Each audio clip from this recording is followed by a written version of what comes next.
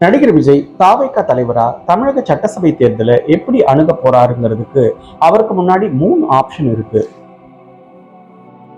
Option 1, 1967 மற்றும் 1977 ஆகிய ஆண்டுகள்ல முறையே அண்ணா மற்றும் எம்ஜிஆர் ஆட்சியை கைப்பற்றினதை போல 2026ல தான் ஆட்சியை கைப்பற்ற போறதா விஜய் சொல்றாரு. தமிழ்நாட்டு சட்டசபைக்கு தேர்தல் நடந்த காலத்துல இருந்தே காங்கிரசுக்கு எதிராக தமிழ்நாட்டுல ஒரு வலிமையான எதிர்கட்சிக்கான வெற்றிடம் இருந்தது. அந்த வெற்றிடத்தை அண்ணா தலைமையிலான திமுக கொஞ்சம் கொஞ்சமா நிரப்பி ஒரு வலிமையான எதிர்கட்சியா மாறி இறுதியில 1967ல காங்கிரஸை வீழ்த்தி அண்ணா ஆட்சியை பிடிச்சார். அதே போல அண்ணா மறைவுக்கு பிறகு கருணாநிதி தலைமையிலான திமுக ஆட்சியை நடத்தி வந்தாலும் அவங்களுக்கு எதிராக வலிமையான எதிர்கட்சி ஒண்ணு இல்லாம தான் இருந்தது.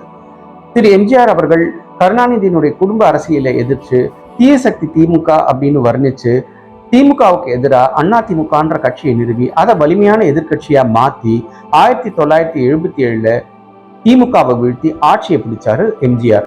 ஆனா அந்த மாதிரி எதிர்கட்சிக்கான வெற்றிடம் எதுவும் இப்ப தமிழ்நாட்டில் இல்ல. அதிமுக மற்றும் திமுக 2 கட்சிகளும் சேர்ந்து சுமார் 65 முதல் 70% வாக்கு வங்கியை வச்சிருக்காங்க.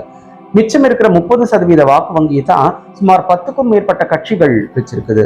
10ஓட 11 தான் இப்போ விஜயோட தாவேகா சேரப்போம். அதனால போன உள்ளாட்சி தேர்தலில் தனது ரசிகர்களை அவங்களுக்கு விருப்பப்பட்ட தொகுதிகளில் போட்டியிட அனுமதிச்ச மாதிரி வர இருக்கிற சட்டசபை தேர்தலில் தனக்கு வாக்கு வங்கி பலமா இருக்குன்னு நம்பக்கூடிய குறிப்பிட்ட சில தொகுதிகளை மட்டும் தேர்ந்தெடுத்து அதுல தனது வேட்பாளர்களை நிறுத்தி தனது வாக்கு வங்கியை நிரூபிக்கலாம்.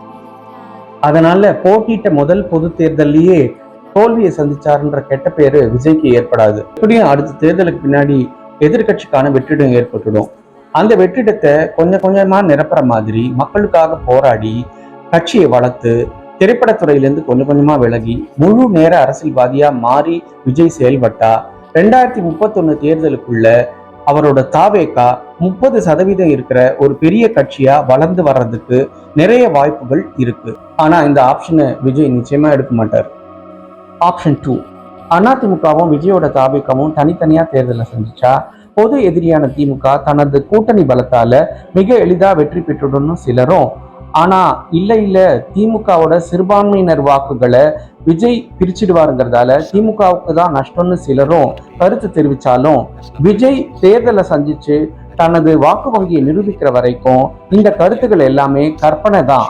ஏன்னா இதெல்லாம் ப்ரூவ் பண்ண நம்ம கிட்ட எம்பிரிக்கல் டேட்டா எதுவும் கிடையாது. விஜய் அதிமுகவோட இணைஞ்சு தேர்தல் சந்திச்சா எடுத்த எடுப்பிலேயே வரவிருக்கிற ஆட்சிக்கு எதிராக ஒரு பிரதான எதிர்கட்சி தலைவரா சட்டசபையில விஜய் அமர்றதுக்கான வாய்ப்பு பிரகாசமா இருக்கு. ஆனா இந்த ஆப்ஷனையும் தான் தேர்ந்தெடுக்க மாட்டேங்கிறத சொல்லாம சொல்லிட்டாரு விஜய். ஆப்ஷன் 3, விஜய் தன்னோட தலைமையில தனியா கூட்டணி அமைச்சு தேர்தலை சந்திக்கிறது. இப்போ இந்த முடிவை தான் விஜய் எடுத்திருக்கிற மாதிரி தெரியுது. ஆனா இதனுடைய விளைவு விஜய்க்கு தேர்தலில் தோல்விதான் கிடைக்கணும், அதிகபட்சமா அவர் தன்னோட வாக்கு வங்கியை நிரூபிக்கலாம்னு பல அரசியல் விமர்சகர்கள் கருத்து தெரிவிக்கிறாங்க. விஜய் திரைப்படத்துறையில தனக்கு கிடைக்கிற பெரிய வருமானத்தை விட்டுட்டு அரசியலுக்கு வர்றது அரசியல் எதிரை வீழ்த்தவா அல்லது வெறும் வாக்கு வங்கியை நிரூபிக்கவா? Vijay bro, it is very very wrong bro என்று மக்கள் பேசிக் கொள்கிறார்கள். இதற்கு காலம்தான் பதில் சொல்ல வேண்டும். What bro? It's very wrong bro.